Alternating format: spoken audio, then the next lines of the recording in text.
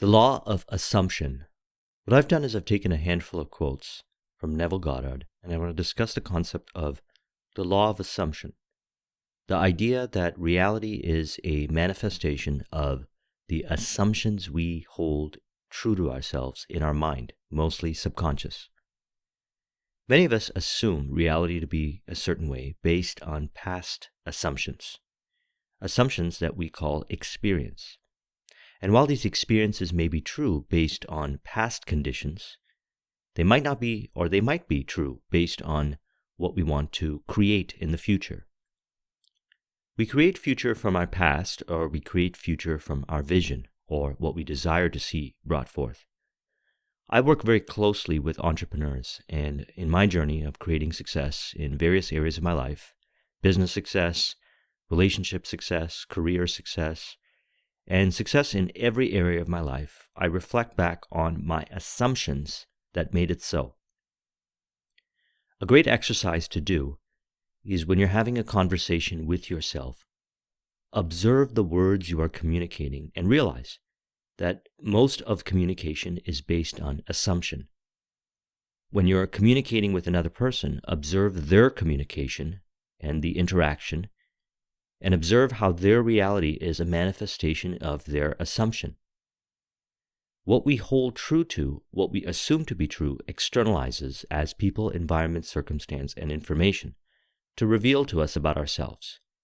These assumptions are contributing factors towards our definite chief aim, and also may appear as not contributing towards our definite chief aim. And let me explain this further. The way I look at it is everything is contributing towards a definite chief aim. That is my assumption. Now, this assumption is very powerful because then it allows me to reflect upon what is externalized and adjust the cause within. And if something shows up that appears without in the outer world to not be in harmony with my definite chief aim, I understand why through observation.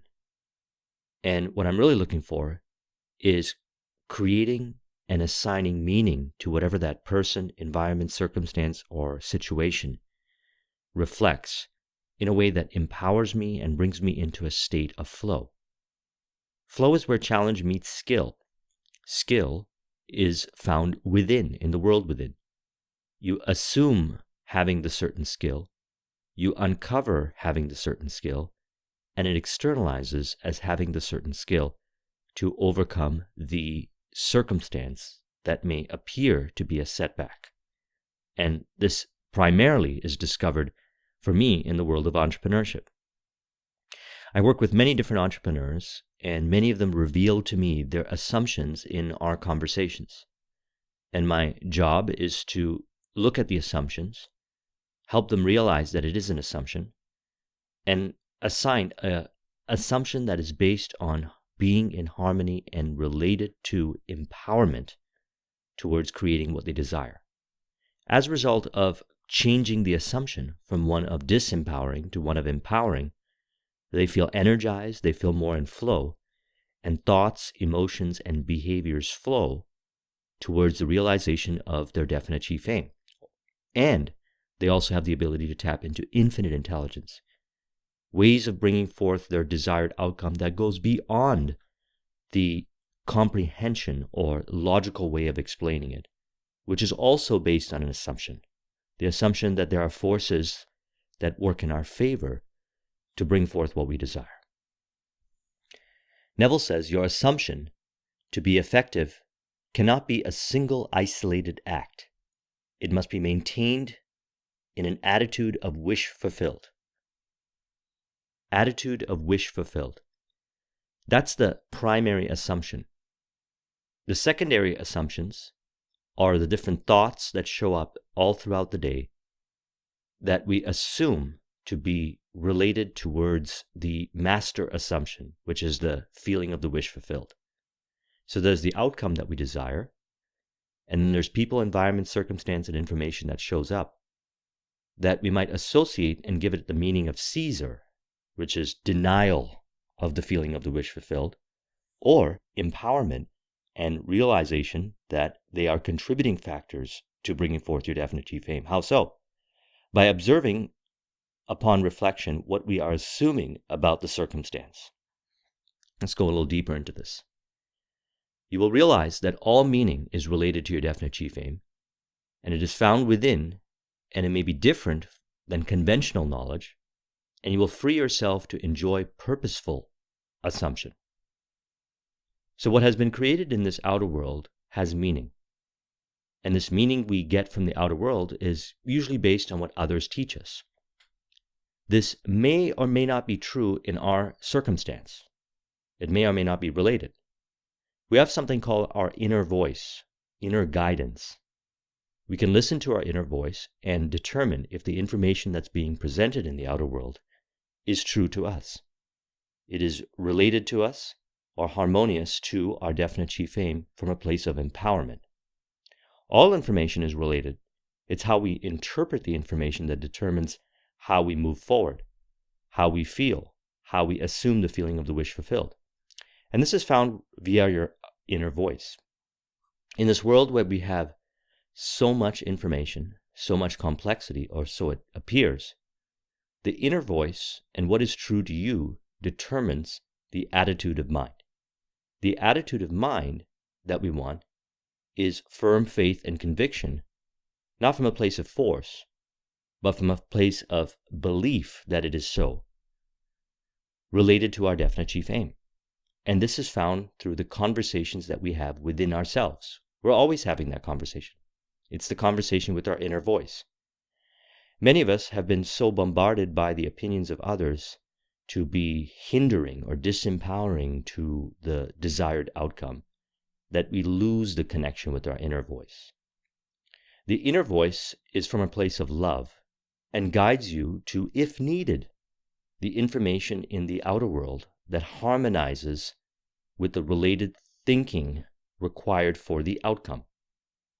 There's all this information available in the outer world, and this information in the outer world is unlocked from perspective within, assumption within. Take a profound text or a profound quote, and you will find many different assumptions about that information. All those assumptions are true from the perspective of the individual that makes the assumption, related to their definite chief aim, related to experience. It's important to find your own assumption based on that information to contribute towards your own definite chief aim, to the desired outcome that you want to see brought forth. Attitudes of mind or assumptions are found via the inner voice. So most of what has been created in reality is a result of the assumptions we have in our mind right now. And these assumptions that we have in our mind right now are based on past assumptions that we have assimilated from people, environment, circumstance, and information and experience that we have believed to be true.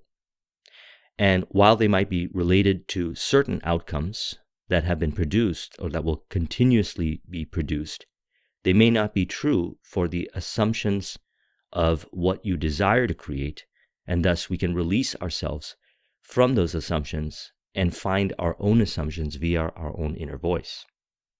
Now, this requires a level of self-confidence, a self-reliance, self-esteem, which is why I always say it's important to see something all the way till completion, because when you have an outcome that you desire and you see it all the way till completion, you also uncover assumptions that are true for you. And you will hold true to these assumptions, and these will be assumptions that you can use to create something again and again and again. For example, the assumption of all things are possible to him that believeth. To believe that all things are possible is an assumption that can contribute to creating the success that you want and setting higher and higher goals, and not limiting yourself by assumptions or being able to differentiate between assumptions that are received from the outer world that are in alignment or misaligned. And again, misalignment and alignment is also an assumption, but what we're really looking for is assumptions and alignments that are related to our definite chief aim. For example, if someone were to say to you that business is hard, creating entrepreneurial success is hard, we could look at the facts that have been created in the outer world and whatever data they give to you and believe it to be true. That is an assumption. If we assume that we have the possibility to create success and that it is in our favor, then what you'll find through the bridge of incidents is various other meaning that is uncovered via your inner voice that will look at the five sensory data and relate it to creating success, and as a result of it, the thoughts, emotions, actions, and ways beyond, otherwise known as infinite intelligence, will work in your favor, and you will be oriented in that direction to create what you desire.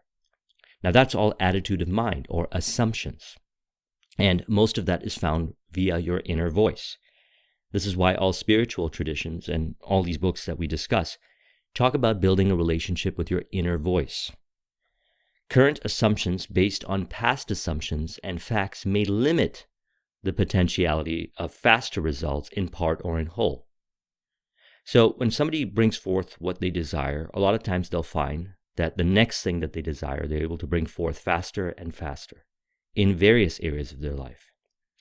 In one of my previous videos, I talked about definiteness of purpose and definite chief aim, and linking multiple areas of your life through definiteness of purpose towards your definite chief aim, and making everything in relation and harmonious. This is not about just living a fulfilling life. It's also to be able to cross-reference and see the connections of creating success in one area of your life and relating it to other areas of your life. For me, my goal in the beginning was to get out of $50,000 debt, and that was done in 2004 when I uncovered this definite chief aim. By 2006, I was out of $50,000 debt, and then I bought my first house in 2007 using these principles. And as I went into deeper understanding and refinement of using these principles, I also released assumptions to move into a position of higher level of success in corporate, moving up to a higher level, starting my IT business, growing that up to 50 clients, transitioning out of that, and building a consulting business, and creating my YouTube channel, and doing a lot of different things, including finding different relationships that I wanted to have as a result of the different experiences that I chose to have in my life, and a lot of different things that were a result of releasing assumptions that were no longer true based on past programming, and identifying with assumptions that allowed me to create success faster and faster. We may think that success or the desired outcome takes a certain span of time. That's also based on assumption. And it's an assumption that we can choose to hold true to, or it's an assumption that we can release in our mind. By affirming certain statements that realize that time is a variable that we can choose to work with, or one that we can release from, is really based on an assumption that we have either identified with from our past, or we can continue to nurture and uplift to a level of transcending time. Now, I went on an experiment last year. I decided to do certain business achievements and accomplish certain goals from the perspective of working 6.5 hours a day, 5 days a week, being in flow most of the day, achieving it through a certain criteria of business deals, while growing my relationship, while having certain kinds of experiences in life, and just fitting everything into a year based on assumptions that I never thought were possible before. But I realized that on the journey of creating this vision, which I was able to achieve, I achieved everything on this. I would be releasing assumptions. And all throughout the year, I went into deep study on the concept of the law of assumption and kept releasing assumptions from my mind that was based on past programming, finding new assumptions via my inner voice. So I speak from experience as I share this with you. And as a result of it, identifying with those assumptions to bring forth the desired outcome in all those specific ways that I chose to bring it forth, the criteria. And it became so all based on letting go of past assumptions and creating new assumptions. Many of them go beyond what others believe is possible in the entrepreneurial space, in the success space, as a result of creating new assumptions and holding true to them. Now, these assumptions go into your subconscious mind, and you navigate reality. You experience reality from the perspective of these assumptions. This is what you're doing right now. This is what you've always done, and this is what you will always do. Except we're becoming more conscious about our assumptions, and we're choosing consciously what assumptions we want to identify with by relating it towards the definite chief aim. And the criteria for the definite chief aim, which is otherwise known as definiteness of purpose. Watch the video I did a few videos ago to understand that from my perspective, how I have learned this works. We find the ways that work best for us in a world that may appear as complex and overwhelming by our assumptions about the world. Okay, so a while back, I thought that the world was very complex, very overwhelming, and then I realized that that was an assumption. And then I created an assumption that said, I'm able to deal with large volumes of complexity more and more so each day, and I'm able to do this in the most unexpected ways that I've never learned before. And by identifying with this assumption, I was able to figure out my own creative ways to deal with complexity. So I have many tools and resources and ways of going about navigating reality that allows me to deal with complexity as it shows up. Now, those are all bridge of incidents that comes from the assumption that I'm able to deal with large volumes of complexity and not be overwhelmed by it, but rather find flow in it. Now, one of the important elements of this and all of Neville's teachings is there's no one to change but self, especially when it comes to working with the law of assumption. What we assume about others, we assume about ourselves, and what we assume about others externalizes to reveal the assumptions within. What we assume about ourselves is also being externalized as people, environment, circumstance, and information to reveal the assumptions that we have about ourselves. So what we want to do then is to create an assumption that there is no one to change but self, identify with that assumption because that assumption has the most power. If you make an assumption that says that I've got to change the outer world, we forget one of the important elements of the law, that the outer world's a reflection of the inner world, and we change the inner world. Now, much of this might go against programming that we were taught from our past based on lower levels of consciousness-based Caesar elements of reality that we have assumed to be true. And we might look and find many facts in the world of Caesar that validate the different elements in the world of Caesar. Watch the last video I did called Let Go of Caesar to identify elements within yourself that you are assuming to be true based on the world of Caesar. And when you let go of those elements, you'll find that you'll be able to work with the assumption that things are possible and within the scope of control that you have, and also within the mind in areas that you might not have ever been able to uncover before, but you'll be able to uncover these on the bridge of incidents. Otherwise, I call this infinite intelligence, bringing forth elements into reality that have never been brought forth before, or so it may appear, that is unique to you as a result of listening to your own inner voice by adjusting the programming within, by having the conversation with yourself. I call this building a relationship with your subconscious. When you build a relationship with your subconscious, you have a greater ability to communicate with and listen to your inner voice and find your own assumptions that are in alignment with bringing forth what you desire. Neville says your assumption, instead of receding into the past, will advance you into the future and you will walk right into its fulfillment. So what are we doing here? We're bypassing assumptions that we have believed to be true that appear to disempower us by changing the meaning of what is being experienced in the five sensory world to be in alignment with the assumption of the feeling of the wish fulfilled through the different ways of looking at reality through the programming within our mind by assumption. So the assumption is living in the end. That's the simple way to do it. Just live in the end. But that can be experienced as challenging for a lot of people who have subconscious programming that hinders the progress and experienced as the world of Caesar. Now, as you experience the world of Caesar, if this happens to you, it's important to remember that we have the power to react or respond.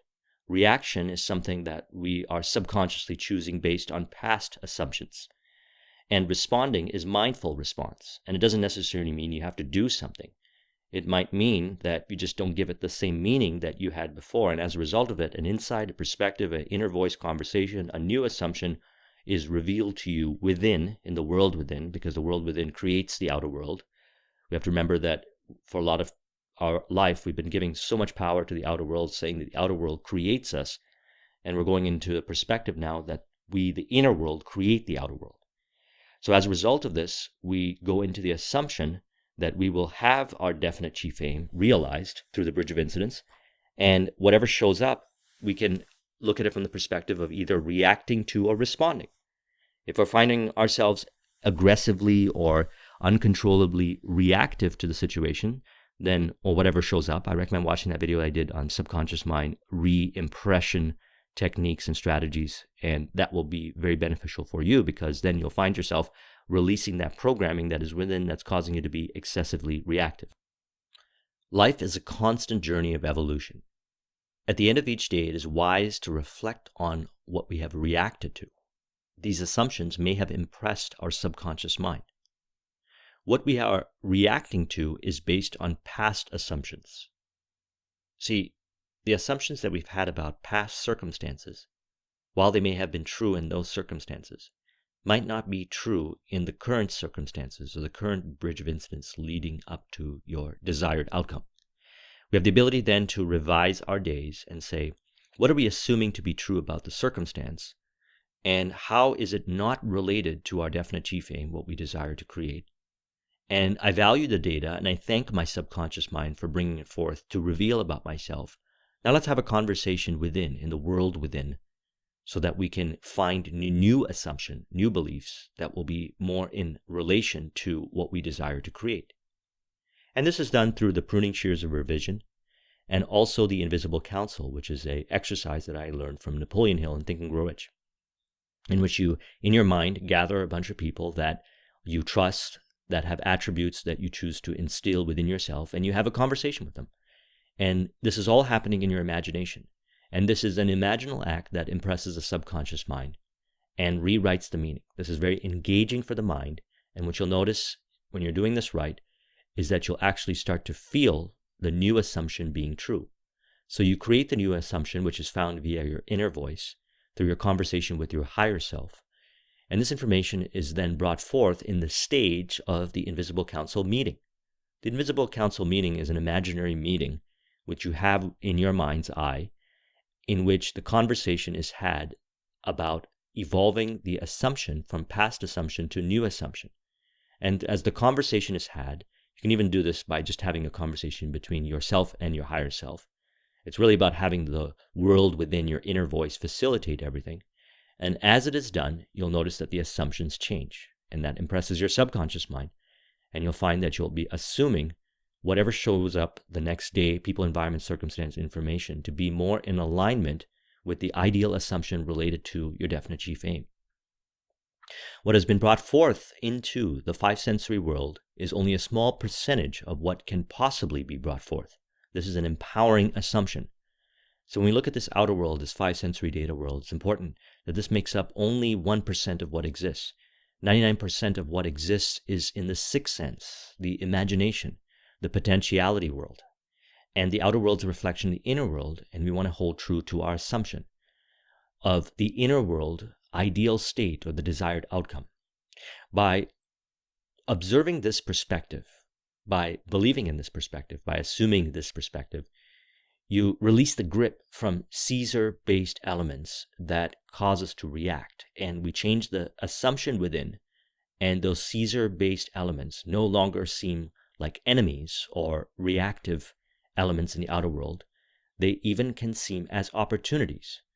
In business, we talk about doing business deals that put us into a place where we might feel uncomfortable because it's at a high dollar amount, or selling, or leadership, or team building that might cause us to become reactive.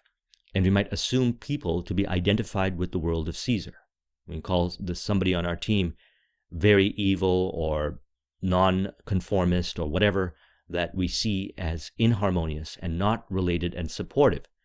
When we change the programming within and we evolve our assumptions to be in alignment with the definite chief aim, that person will externalize accordingly, or they will find something else that'll be more beneficial for them and more in alignment with them towards their higher purpose, because you're working with the power of imagination. Those are the only two outcomes that I have found when working in the entrepreneurial space and using this information. Either the person on your team externalizes and reflects the spirit of harmony, or they find something else that is going to bring them into a pathway of spirit of harmony. And this is the same you could say about clients. This is the same you could say about team members, business partners, and opportunities. All the five sensory data world is revealing is what has been assumed to be true from other individuals that have been externalized in experiences and conversations, in books and trainings, and a lot of times in the world of business, we might assume that the way it was brought forth by all the other people that have created bodies of knowledge related on how they brought it forth is the only way to bring forth. And what I've found from my experience is that there are infinite ways of bringing it forth.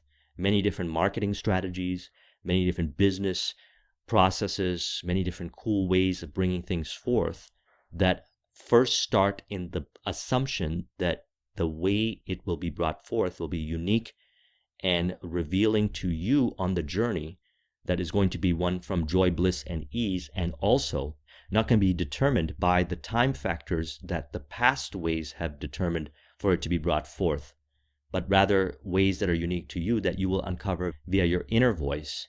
And that is an empowering way of making an assumption about how to navigate the world of business.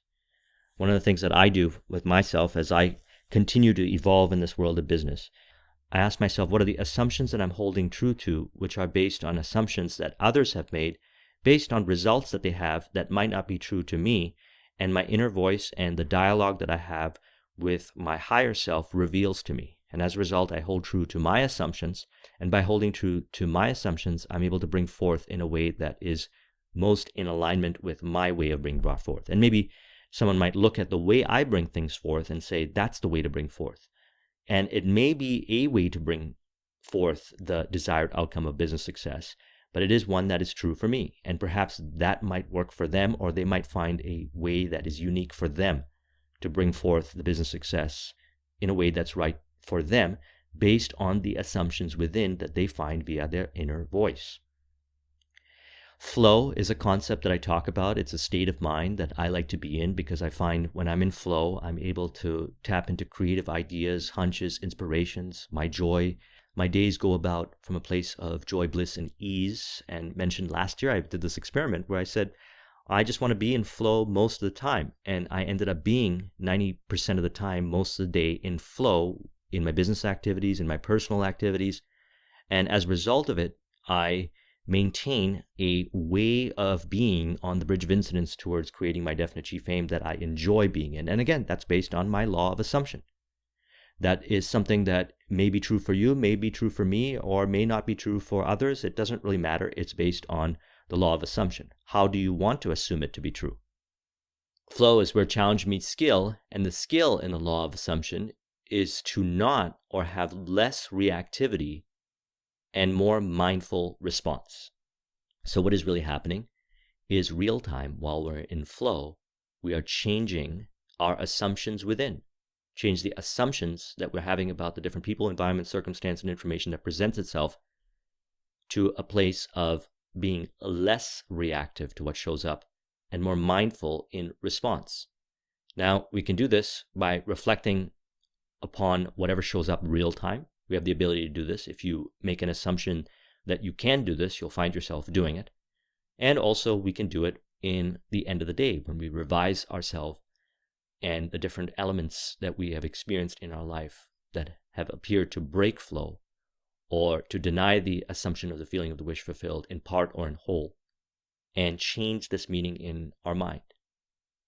Neville also calls this keeping the Garden of Eden clean, or pruning the Garden of Eden, keeping the Garden of Eden, which is the mind. Now, the idea behind this is that you're going to fall asleep anyways, and you're going to have a moment when you lie down and before you fall asleep where you're just going to be laying in bed. You might as well use that moment to practice working on your imagination, developing your imagination, building a relationship with your subconscious mind, revising the day. This is one of the most useful exercises that I found when implemented last year when I created my results. That was really the catalyst for massive transformation and change within myself and evolution of my assumptions. By dedicating this time to go in and have the invisible council meetings, or apply the pruning shears of revision, or to apply self-talk, to change my assumptions about what happened during the day with people, environment, circumstance, and information, to be more in alignment with maintaining flow and related to my definite chief aim from the perspective of flow. So when I say that everything is related to your definite chief aim, it's a very nuanced statement. You might experience something in the world and we call it reactivity. Now, we'll say this is the world of Caesar, and that's a bad thing. Well, if you give it it's a bad thing, that's an assumption we're having. If we say it's a optimization data, then we can value and give gratitude that it was materialized by the subconscious mind. And from this perspective, we're better able to evolve the programming within, change our assumptions. And we'll be a lot more able to look at it and have a conversation about that with our higher self at the end of the night rather than being in denial. We operate more from a place of acceptance by looking at whatever shows up as contributing factors. Now, it doesn't mean we have to accept what shows up and continue to go down that pathway. We change the assumption within, and we no longer experience that circumstance, or we experience that circumstance from a different perspective, causing us to respond mindfully and related more so towards our definite chief aim, propelling us forward and maintaining the flow towards our definite chief aim, rather than breaking the flow to our definite chief aim. Neville says you must assume the feeling of the fulfillment of your desire until you are possessed by it. And this feeling crowds all other ideas out of your consciousness. So what I'm sharing with you is the pathway of what I found to be able to do this, to develop what I call unwavering focus. Watch the video I did on unwavering focus, where I believe focus is done from a place of assuming that it doesn't require force and maintaining it by removing elements out of consciousness, ideas or assumptions that deny that you can stay in flow and maintain a unwavering focus. Once you're able to release those elements through pruning shears of revision or self-talk or subconscious mind elements like audio is one of my favorite things to do, then what you'll find is you'll maintain the unwavering focus, which is done from a place of flow towards your definite chief aim. And whatever shows up for you on the bridge of incidents, you see as an opportunity. Even when you react to the world of Caesar, you see it as an opportunity. And as a result of whatever reactivity you have in the world of Caesar, you can reflect back and change your assumptions about that element so you no longer react to it. That's how you become possessed by it. As we maintain true to the law of assumption, we'll find that information will seem to be confirming to the ideal rather than denying it. So as mentioned, on the bridge of incidents, we might experience reactive elements from the world of Caesar. We could look at these elements and ask ourselves, what are we assuming about these elements that causes us to be reactive to the world of Caesar? We change the assumptions within to be in alignment. The assumptions are received via the inner voice, conversation with ourselves. And we find that we can then, as we go through the bridge of incidents, look at those elements that show up and see them as contributing factors towards a definite chief aim.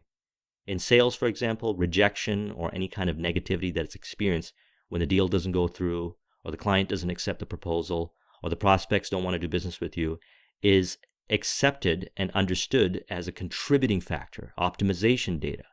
Maybe that's not the right person. Maybe it is the right person, but you're just not approaching it the right way. A lot of these elements are revealed to you via your inner voice, but you no longer feel the reactivity. You see it from a place of empowerment. In public speaking, for example, you might assume that people don't accept you and it externalizes accordingly.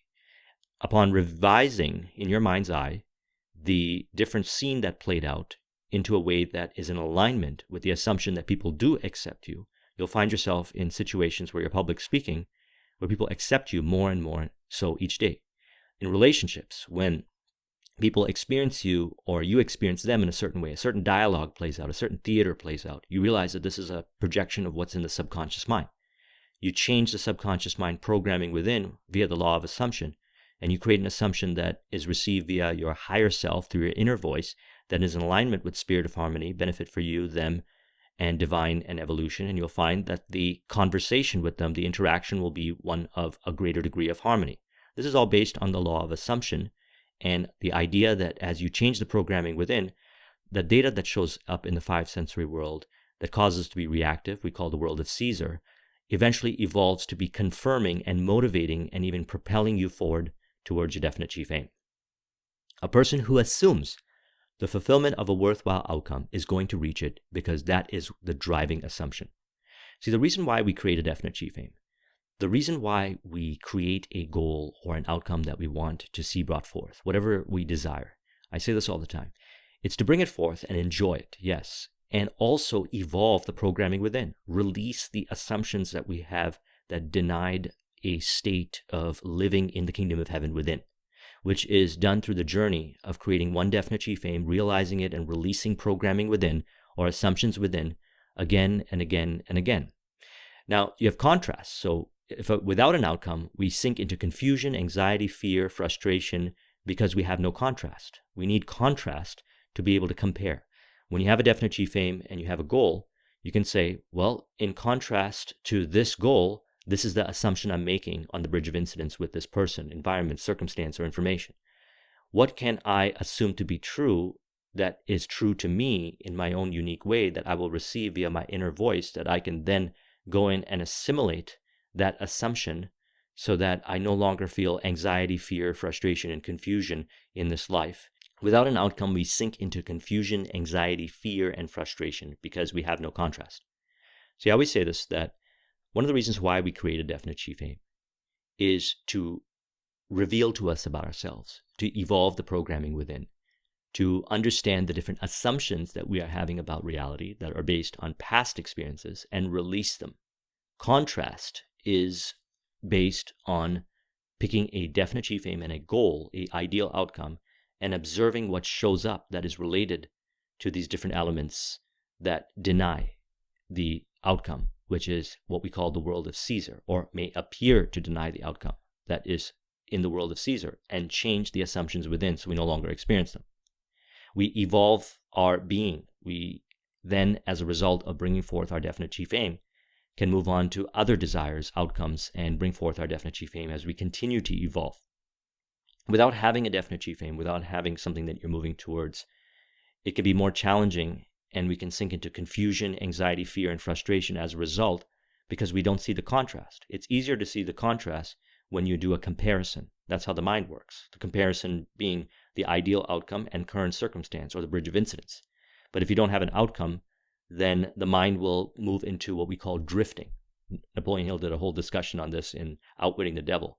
He says one of the greatest causes of confusion, anxiety, anger, and all these different emotions that we don't want to feel is not having a destination. In other words, we drift and we become at the whim of the world of Caesar. And as a result of being at the whim of the world of Caesar, we get influenced by the world of Caesar. That programming goes into the subconscious mind and creates even more anxiety, fear, frustration, because those elements belong to the world of Caesar. Information will be confirming rather than confusing as you listen to your own inner voice that guides you to the information and meaning, and specifically the assumptions. So you've got a definite chief aim, you've got a desired outcome, and on the bridge of incidence, there are various assumptions that reveal itself on how you react to people, environment, circumstance, and information. We ask ourselves, what is a better way of assuming this information in a way that is related to our definite chief aim, that brings us into more of a state of flow? As a result of this, we receive that information within via our inner voice. We build a deeper relationship with our subconscious mind and our higher self, and we feel less confusion on the bridge of incidence leading up to our definite chief aim being brought forth. If you want to copy this mind map, the link is in the description. Thank you very much for watching. I'll talk to you soon. Take care.